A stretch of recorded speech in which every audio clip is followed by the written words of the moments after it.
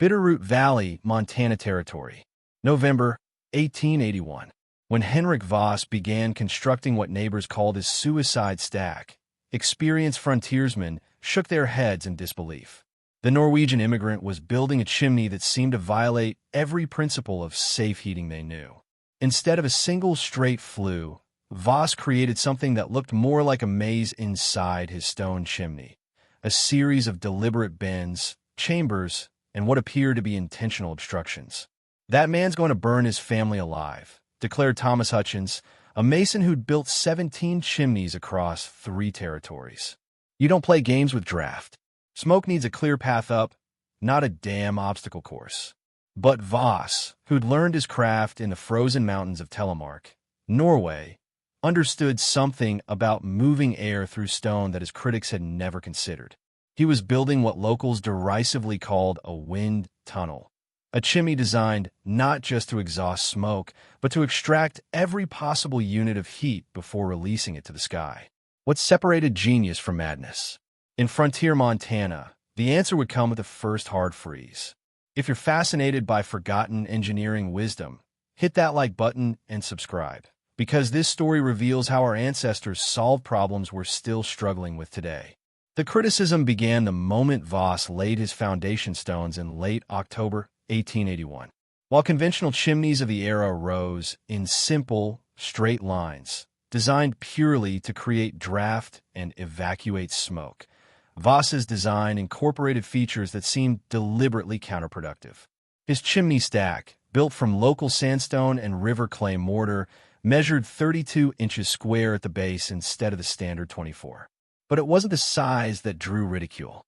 Inside, Voss was constructing a series of 3 horizontal baffles, flat stones that partially blocked the flue at intervals of 18 inches, creating what he called heat chambers. Each baffle forced the rising smoke to travel horizontally before finding the gap to continue upward. "He's building a smoke trap," Hutchins told a gathering at Miller's General Store. "That chimney will backdraft so bad they'll suffocate in their sleep. I've seen men die from less foolish designs." The conventional wisdom was ironclad. Chimneys needed unrestricted vertical draft. Every frontier builder knew that smoke, being hot and light, wanted to rise straight up. Any obstruction would slow that rise, cooling the smoke until it lost buoyancy and reversed direction, flooding the cabin with deadly fumes. Hutchins had witnessed exactly that tragedy in a poorly built cabin near Helena 3 winters prior. Voss tried explaining his reasoning to anyone who would listen. "In Norge, we heat stone, not air," he said in his thick accent. "Your chimneys, they throw heat away straight into sky. Mine keeps heat inside stone. Stone gives back slow all night long." The neighboring settlers found this logic absurd. Samuel Bradley, who'd built his own cabin and chimney the previous year, was particularly vocal in his opposition.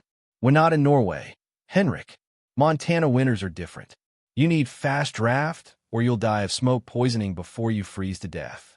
Bradley's cabin featured what was considered the proper design: a simple stone firebox with a straight flue that rose 12 feet before exiting through the roof. "It drew beautifully," he boasted. "You could light kindling and watch the smoke vanish upward within seconds."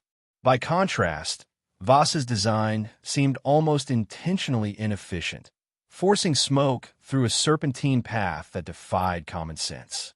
What none of them understood was that Voss wasn't just building a chimney. He was constructing a heat exchanger, a thermal battery designed to capture and store radiant energy that conventional designs simply exhausted into the atmosphere. The baffles weren't obstructions, they were heat collection surfaces. Each one would absorb thermal energy from the smoke, converting the chimney itself into a massive radiator. By mid-November, as Voss completed the upper sections of his chimney, the mockery had spread throughout the valley. Children called it the crazy Norwegian's death stack. Even sympathetic neighbors privately worried they'd be digging graves come spring. The chimney stood finished on November 18th, 1881, an engineering experiment that locals believed would prove deadly by Christmas. What Henrik Voss understood, and what his critics failed to grasp, was the fundamental difference between convective draft and radiant heat storage. Conventional chimneys prioritize the former while completely ignoring the latter. Voss's design deliberately balanced both. A standard frontier chimney operated on a simple principle. Hot smoke rises because it's less dense than cold air, creating negative pressure that pulls fresh air into the firebox. The faster this happens, the better the draw. Builders optimize for speed, straight flues, smooth surfaces, minimal restrictions. The result was excellent combustion, but catastrophic heat loss.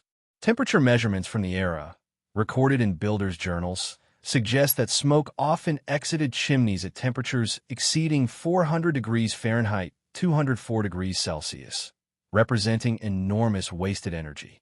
Voss's baffle system worked on different principles entirely.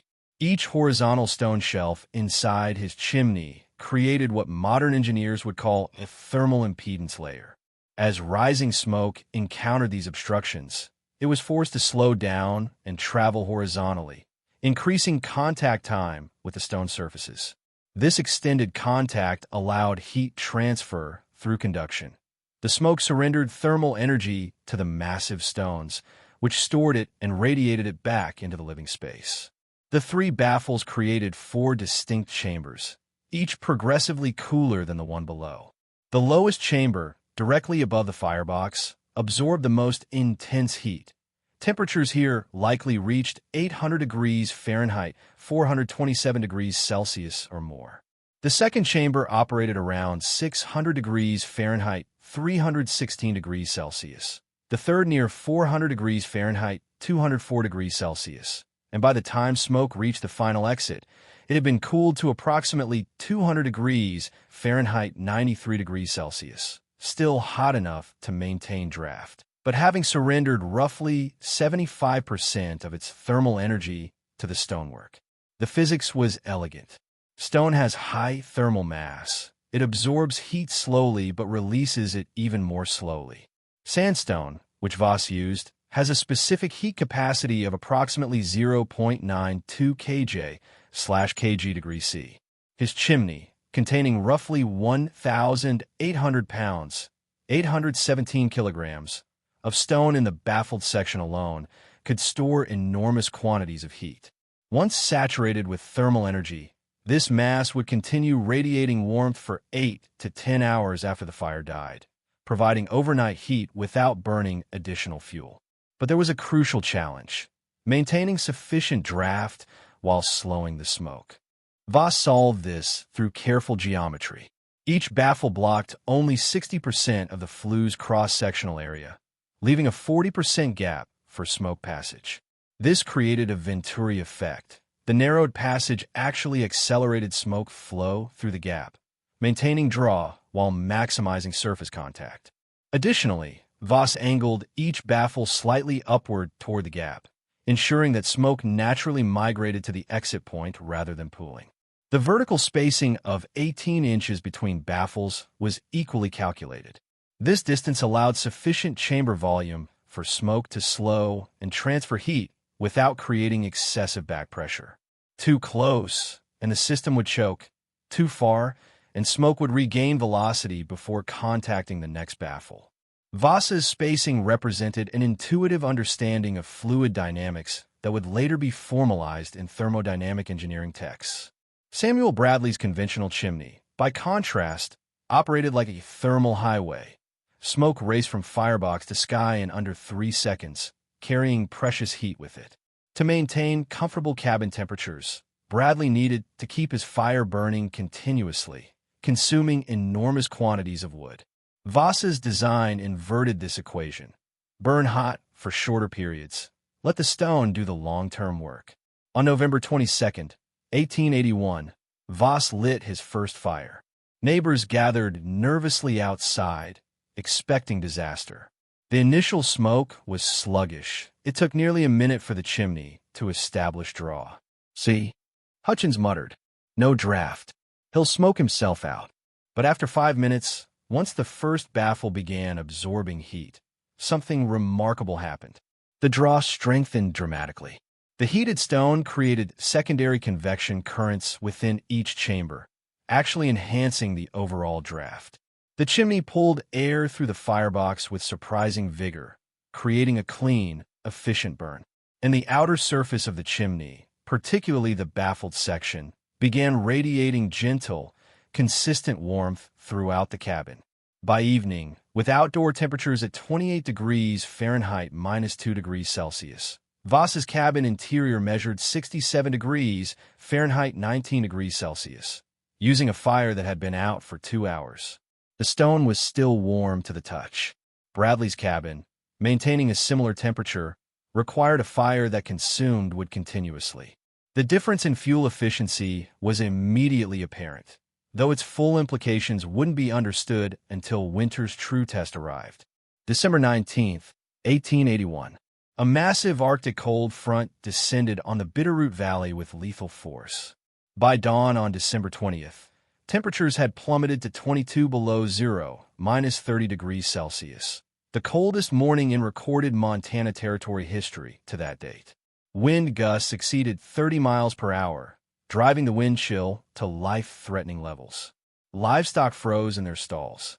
Water buckets turned solid overnight. This was the test that would validate or condemn every cabin, every chimney, every survival decision made during autumn's building season. Samuel Bradley woke at 4 a.m. to a cabin interior temperature of 31 degrees Fahrenheit -1 degree Celsius, despite having banked his fire carefully before bed. The standard frontier practice of overnight fire banking, covering hot coals with ash to slow combustion, had failed in the extreme cold. His conventional chimney, excellent at creating draft, offered zero thermal storage. Once the active flames died, heat evacuation continued unabated, and the cabin temperature plummeted toward equilibrium with the murderous outside air. Bradley immediately stoked his fire, feeding split pine and fir as fast as the firebox would accept it. Within 30 minutes, flames roared and the cabin began warming. But maintaining that warmth required constant attention. His wife, Martha, recorded in her journal that Samuel fed the fire 17 times between 4 a.m. and noon, consuming an estimated 110 pounds of seasoned cordwood. The cabin temperature fluctuated between 52 degrees Fahrenheit and 64 degrees Fahrenheit, 11 to 18 degrees Celsius, throughout the day, never achieving true comfort, always demanding more fuel. 300 yards away, Henrik Voss woke at his usual 5:30 a.m. to an interior temperature of 58 degrees Fahrenheit 14 degrees Celsius. His fire had been out since 10 p.m. the previous night, 7.5 hours.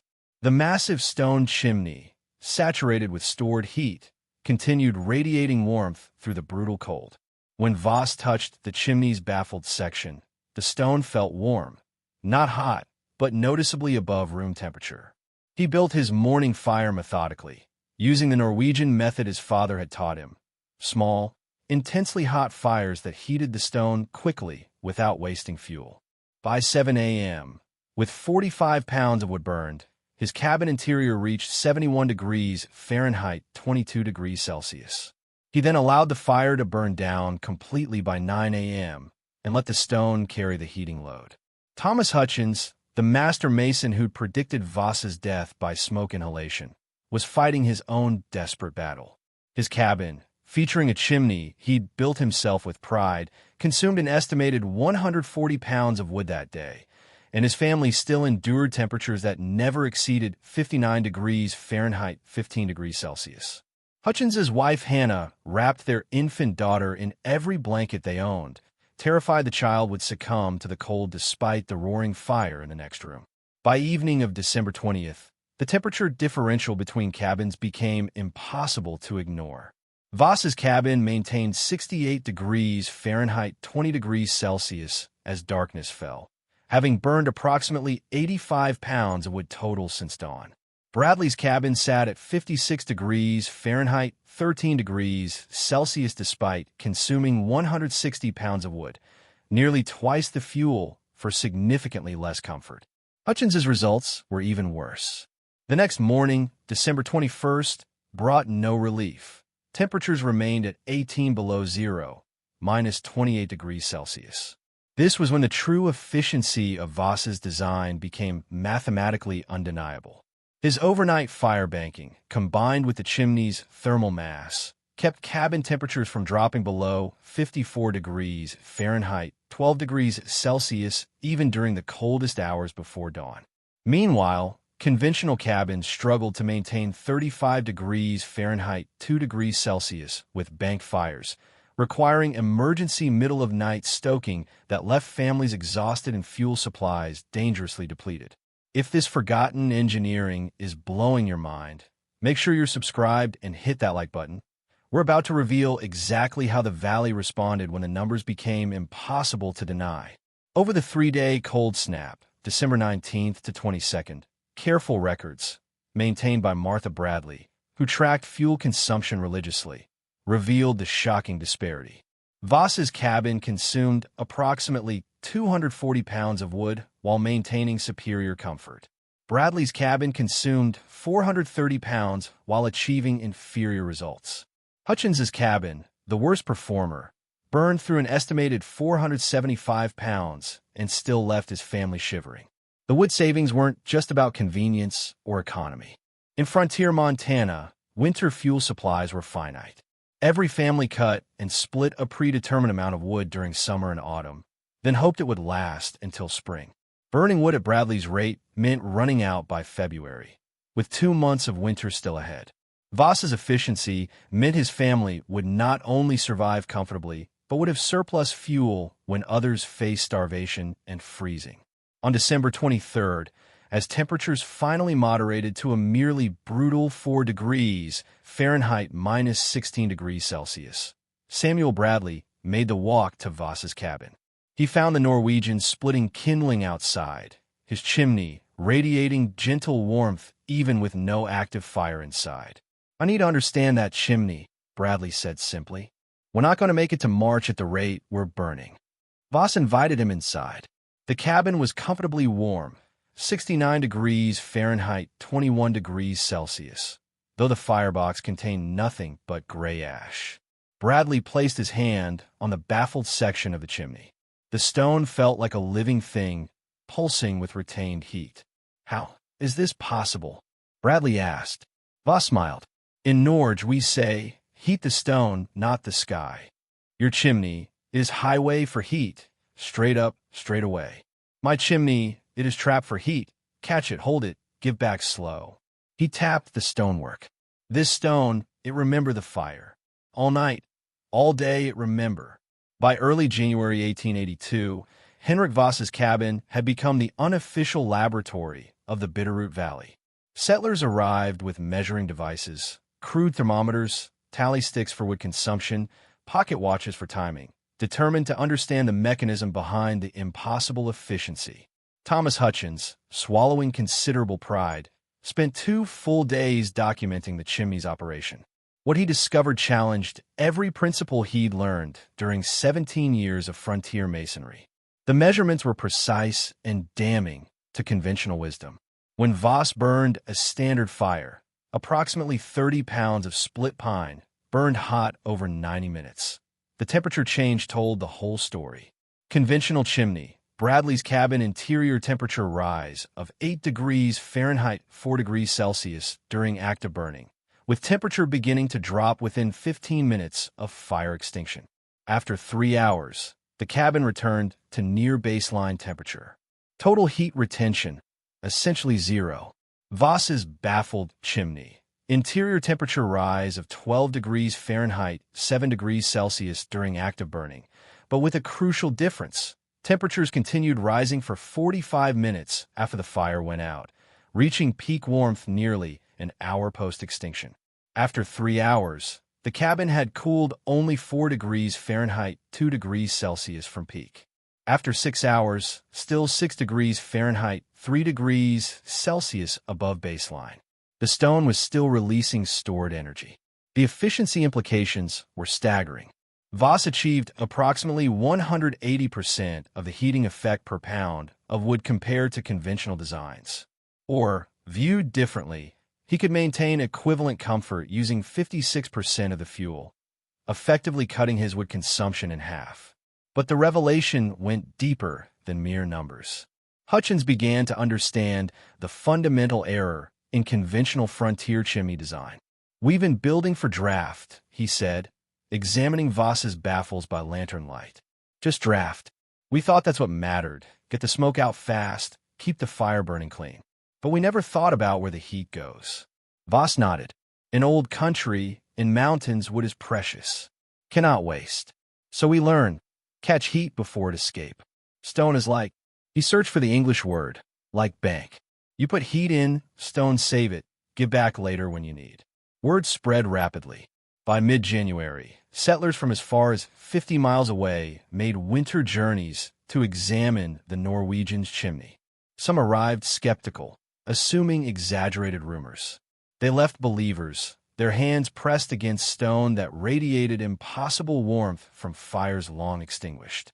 Samuel Bradley, an honest man despite his initial mockery, publicly recanted at a community gathering on January 15th. "I called Henrik a fool," he admitted to 30 assembled settlers. "I said his chimney would kill his family. I was wrong, not just wrong, but backward. His design is superior in every measurable way. My pride nearly cost my family their lives this winter." The technical validation sparked immediate action. Hutchins, combining his masonry expertise with Voss's thermal principles, began drawing plans for modified designs. The question wasn't whether to adopt the baffle system. That was now obvious, but how to retrofit existing chimneys or incorporate the design into new construction most effectively. The first conversion happened on January 22, 1882. Daniel Morrison, whose conventional chimney had consumed over 900 pounds of wood during December alone, asked Voss and Hutchins to rebuild his flue with baffles. The work took 3 days.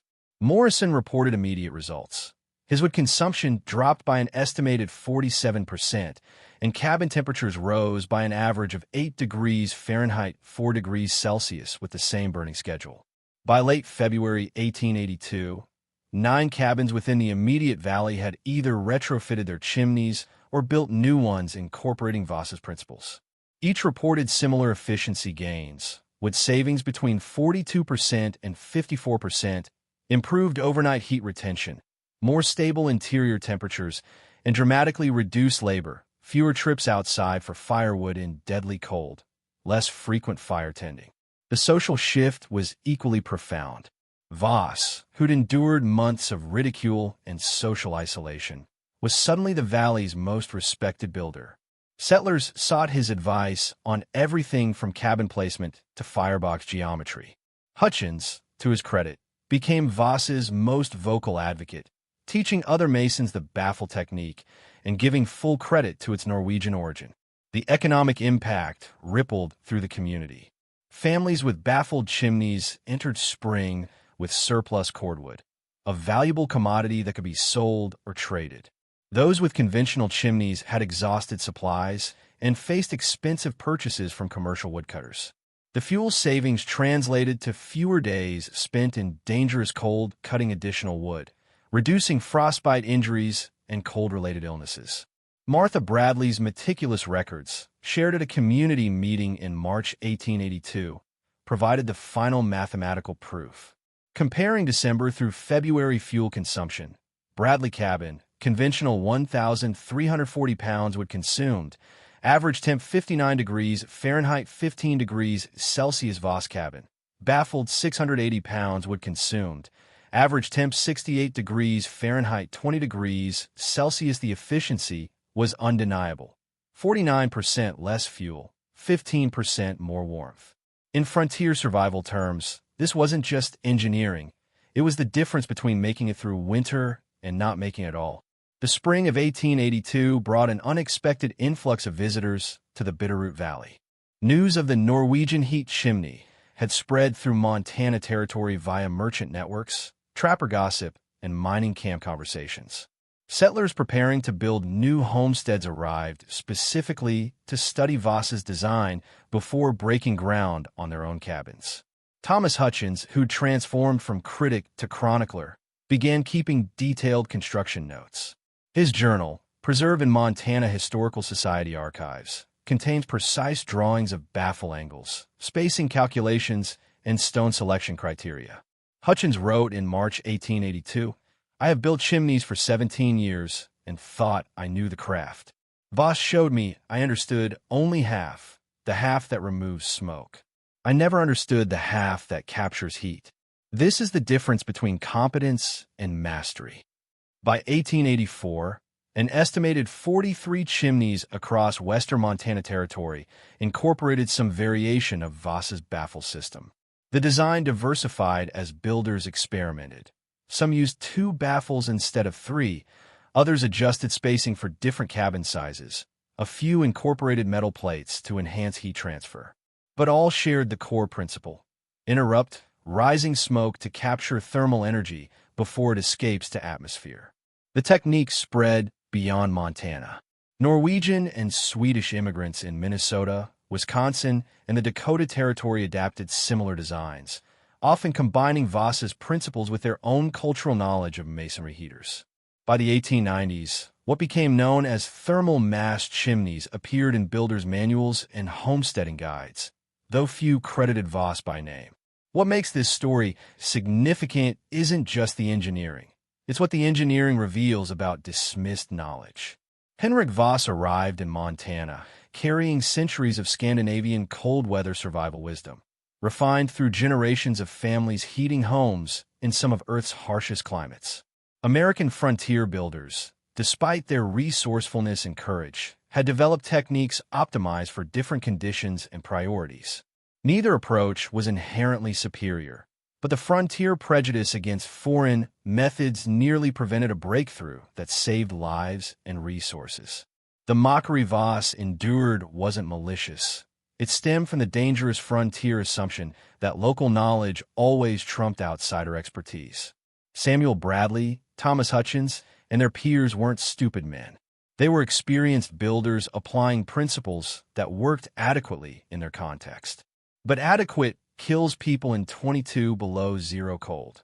Voss's design didn't just work better. It represented survival margin that conventional approaches couldn't provide. Modern heating engineering validates everything Voss understood intuitively. Thermal mass storage is now a cornerstone of passive solar design and energy-efficient building. Contemporary masonry heaters, increasingly popular in cold climates, use precisely the same principles Voss applied in 1881. Slow smoke passage through stone mass, extended contact time for heat transfer, radiant warmth release over many hours. The physics hasn't changed. We've simply rediscovered and formalized what frontier immigrants knew from lived experience. The broader lesson resonates beyond chimney design. How many other primitive or backward techniques contain sophisticated engineering we've forgotten or dismissed? How often does cultural arrogance disguise itself as technical expertise? The settlers who mocked Voss's wind tunnel weren't rejecting bad science. They were rejecting unfamiliar science, which is far more dangerous. Voss himself never sought fame or credit. He lived in the Bitterroot Valley until his death in 1904, building chimneys, teaching his children, and quietly helping neighbors solve heating problems. His gravestone in the Stevensville Cemetery makes no mention of his engineering contributions. But dozens of chimneys across Montana Territory, many still standing, incorporated into historic buildings and museums, represent his legacy. Proof that survival wisdom often comes from unexpected sources, and that mockery frequently reveals not others' ignorance, but our own. The final measurement that matters isn't thermal efficiency or fuel savings, though those are significant. It's simpler and more profound. Family survived. Children didn't freeze. Women didn't wake to cabin interiors cold enough to threaten life. Because one immigrant refused to abandon knowledge his ancestors had paid for with their own frozen winters, an entire community learned to build not just adequately, but masterfully. If this story changed how you think about traditional knowledge and engineering, show your support. Hit that like button, subscribe for more forgotten wisdom from the frontier, and drop a comment sharing what surprised you most. Our ancestors weren't primitive. They were brilliant problem solvers working with the materials and knowledge they had. Sometimes the best innovations aren't new inventions. They're old wisdom finally given the respect it deserved all along. The stone remembers the fire.